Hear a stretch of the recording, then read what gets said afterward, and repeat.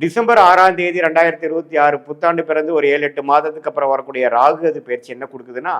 9ஆம் இடத்தில் இருக்கக்கூடிய ராகு 8ஆம் இடத்துக்கு வருகிறார். அதே மாதிரி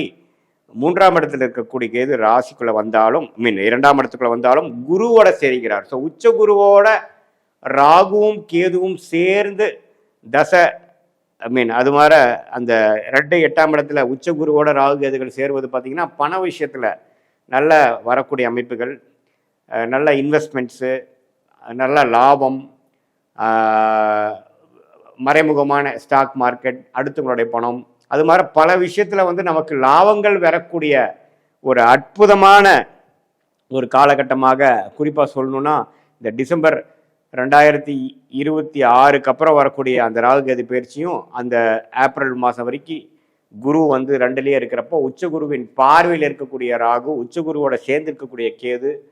சனி 10ஆம் இடத்துல ராஜயோகாதிபதி சனி குருவால் பார்க்கப்படும் பொழுது நல்லாவே தொழில் மேன்மை, வேலை மேன்மை, ப்ரமோஷன், அரசு உத்தியோகத்தில் இருக்கிறவங்களுக்கு நல்ல ஒரு டிரான்ஸ்ஃபர், ப்ரமோஷன் ப்ளஸ் டிரான்ஸ்ஃபர், மேலதிகாரியாக ஆகிறது, நம்ம யாருக்கு ரிப்போர்ட் பண்ணிட்டு இருந்தோமோ அவர் இந்த போஸ்ட்டுக்கே நம்ம போகிறது,